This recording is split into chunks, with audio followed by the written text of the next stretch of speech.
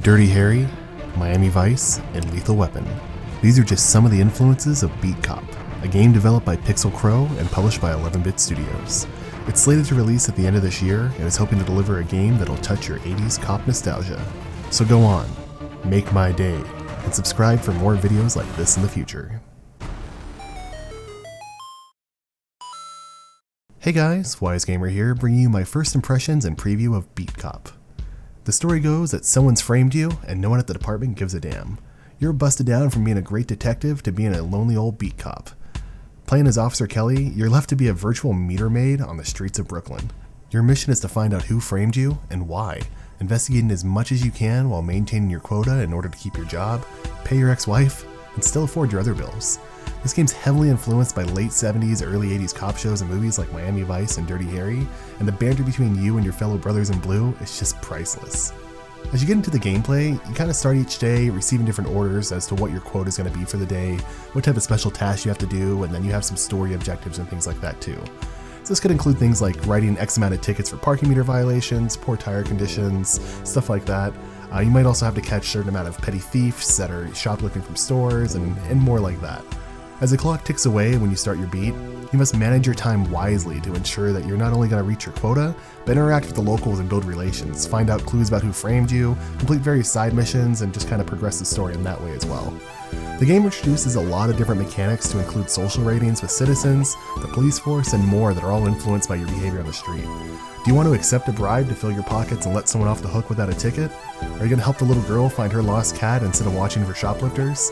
All these actions really help or hurt your relations with the various social groups in the area, and in turn they can either make your life easier or harder as you try to uncover more about the mystery surrounding who framed you. It actually changes the storyline also. There's multiple different endings which I'll talk about later as well, and based on the decisions that you make, this can actually change the outcome of the game that you get to play. There's really a lot of humor throughout the entire thing, and overall it really seems to be pretty enjoyable. Right now, you only have access to the first week of Officer Kelly's time on the streets of Brooklyn, so you get 7 days right now in this preview build, and you're really able to get a great feel for how the game's going to play, and I found it really enjoyable. Despite possibly that poor depiction of, the idea of a point-and-click adventure game inviting writing tickets, it sounds kind of boring, but it's actually pretty enjoyable, and I had a lot of fun. Visually, the guys at Pixel Crow did a great job.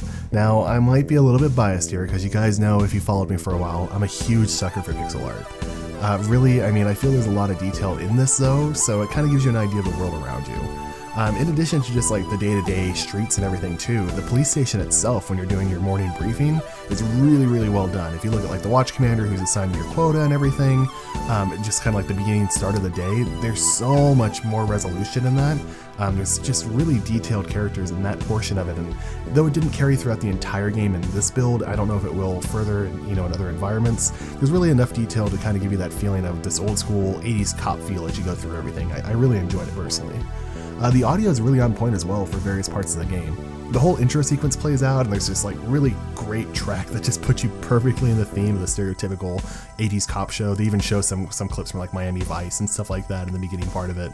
And really it kind of just sets the whole mood and tone for the entire thing. However, there's a lack of any voice acting in the entire game that I've seen so far. Again, it's a really early build. It's not supposed to be released till later, so they might add in some type of voice acting later.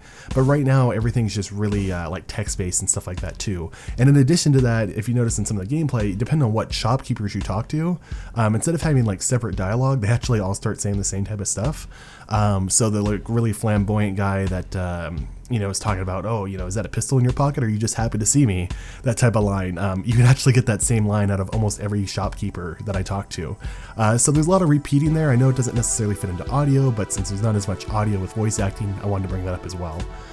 When there are tracks playing, they're great. Like there are these different, soundtrack, background music things that are going, and the ambiance in general in the day-to-day is really good. You can hear, the cars driving by, the horns honking. You see the General Lee drive by, and it's got the horn going for that too. The sirens go off as the police officer drives up to pick up the petty thief that you arrested and stuff like that too. So overall, I think that it's there. It's really close to being great audio. I really want to see what the full soundtrack sounds like, and I really hope they put more of some type of background track maybe into the day-to-day. Just if there was one, I really didn't even feel the impact of it. That's kind of how I felt leaving it. So a little lackluster, but when it is there, I do enjoy it a lot. Moving into replayability, it's kind of hard to determine right now. Again, I only have access to the first 7 days of Officer Jack Kelly's life as a beat cop, so it's really hard to say how much will be left after this, or how much I want to come back and continue to do this, and how much change you'll see. I do know that the developers are promising this non-linear story that have a lot of multiple endings, so you shouldn't be stuck, on day 7 this event happens every single time that you're absolutely stuck doing. You should have a little bit of freedom in how you progress through the storyline. I know in the plays that I've done about 3 different files as just doing different recordings and stuff like that too. I wanted to start in different areas, and I've actually experienced the same type of quest come up to a point, but as I became more efficient in one thing, or if I focus more on parking tickets, I might be later in the day and find an NPC that's giving me a quest that I didn't see before, and you can either choose to do that quest or not. And really, it's kind of leading me to believe that as I make those decisions, it's going to change my reputation on the street with different groups, whether it's the gangs or the shopkeepers or just the people in general, the police department, and that'll actually influence how the game turns out with these different endings and stuff like that too. So with multiple endings, I know I'm going to want to come through at least once and then look up the other endings. I might even come through and want to play those endings myself. So it's a little interesting. It's hard, like I said, to give a final decision on replayability and what I would value that at, but I would say that the idea of multiple endings and just having some differences in how you play the game itself makes me really want to come back and play it a few more times. So overall, just to kind of wrap everything up, I really can't wait for Beat Cop to come to full release. There's a lot of unanswered questions that I have as far as what's going to happen in the full game, and I really just kind of want to see where it all goes. Like I said, if there's going to be more audio in the background, or if they do voice acting, that would be great. I love the old school 80s cop shows. Really, any of the Dirty Harry series for those movies. Miami Vice is great as well. I love the Lethal Weapon series.